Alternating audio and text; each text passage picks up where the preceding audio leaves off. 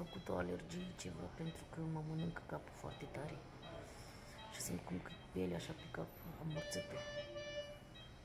De la tratamentele astea ce mi-a făcut aici și tensiunea au revenit la normal. Dar ochiul tot nu văd cu el. Tot în viață văd. Îmi dau 43 de milioane să fac operația la ochi și degeaba am făcut. Că tot nu văd. Asta e, ce să fac.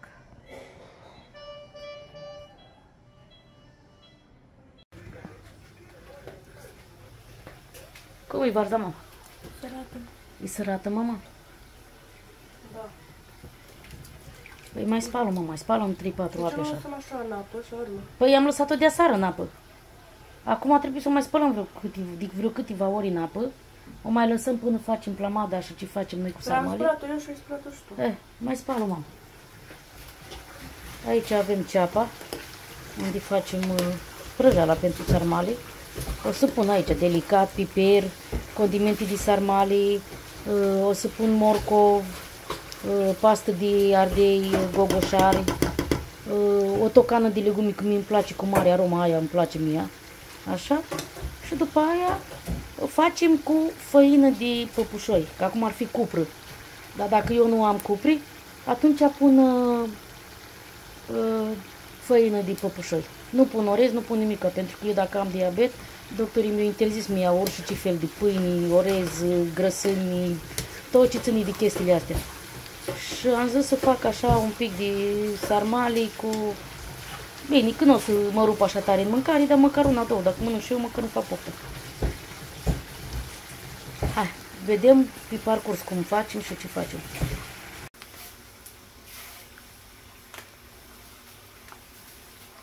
Avem carne tocată.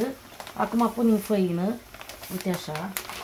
Și după ce termin ceapa asta, arată ceapa, așa, o să o punem pe deasupra acolo, împreună cu toate condimentele și tot ce trebuie. Asta de ardei cocoșari, asta este morcovul, uite, așa, și asta este tocana de legume. Așa, o să punem, fii atentă, o să punem și condimente de sarmale și piperul, unde l-am pus oare? E în dulap acolo. Ai răbdare că caut. Uite așa.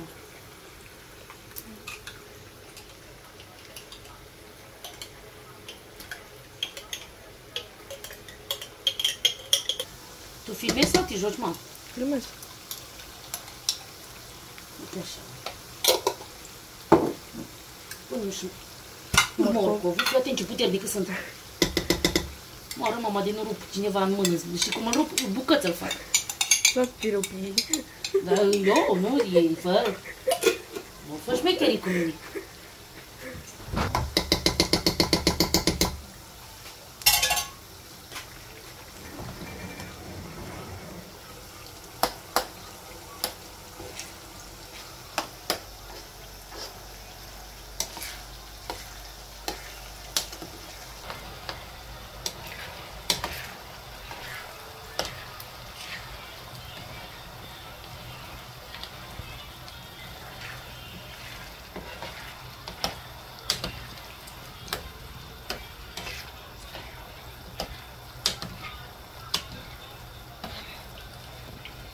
Așa, lăsăm totul să tragă un clopoțel.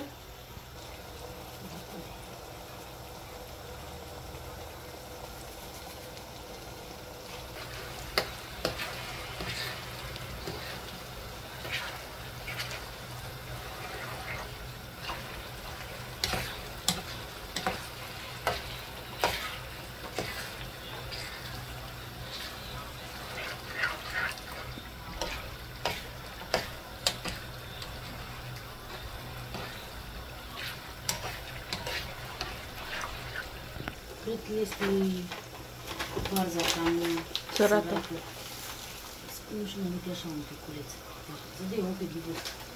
Nu spunem că n-am pus. Punem și noi un pic de peper. Am văzut că deja ai pus. Nu, am pus delicatul de sarmale. Da. Uite așa. Uite așa. Și facem niște sarmale. Dumnezeu Sfântul. De tităi când mănânci. Ce vălești?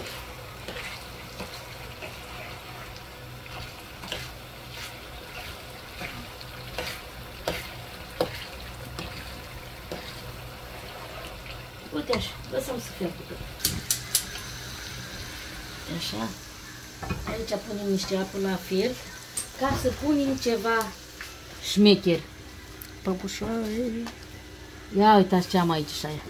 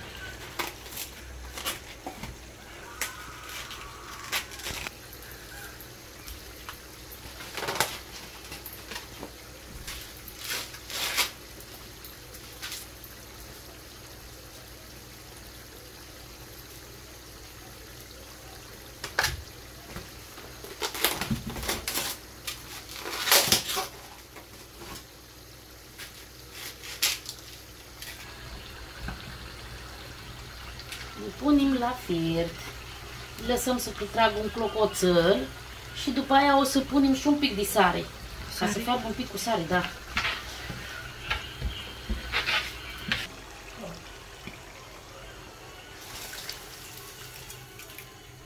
Ce bine arată.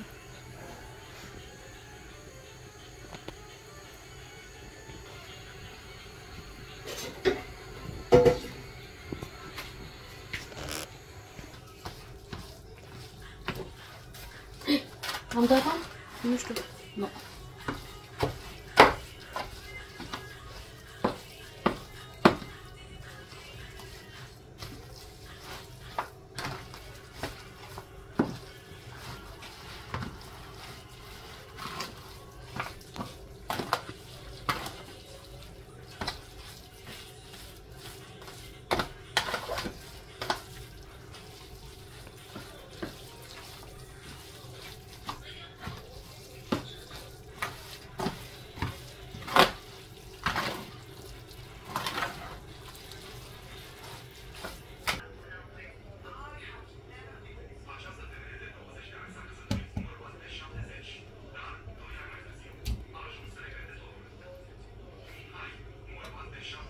Uite așa.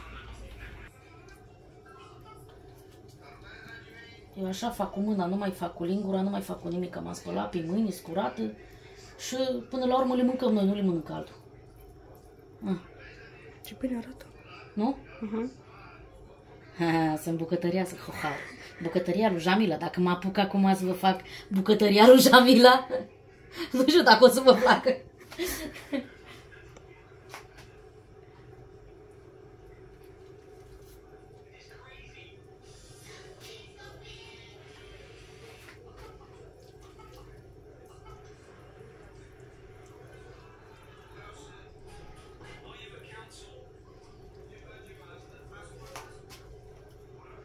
Uite așa. Face.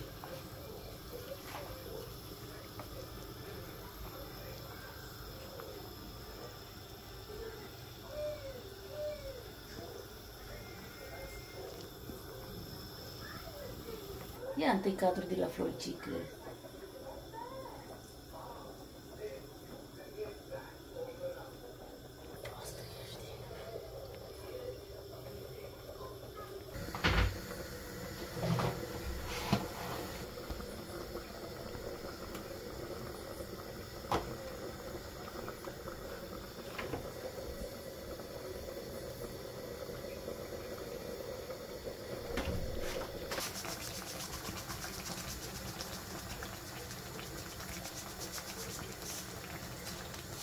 Păi am pus să-mi ajung.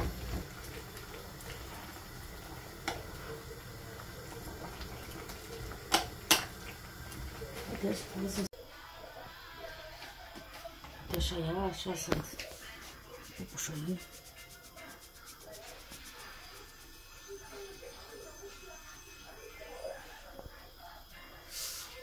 Și care să vrei o să servească. S-o mai mâncat din ei. Știu că sunt puțin, dar noi am mai mâncat. Să vă arătăm dumneavoastră cum arată. Arată bine. Astea sărmăluțele care eu mai rămas. N-am mai arătat cum mâncam pentru că cu totul mânca care de mai care. Așa e când ne grăbim, avem treabă, nu mai. Așa arată sărmăluțele. Foarte gustoase. Mulțumim că vă uitați la noi. Mulțumesc pentru like-uri, că am văzut că mi-ați dat 3-4 like-uri. La revedere, mulțumesc frumos!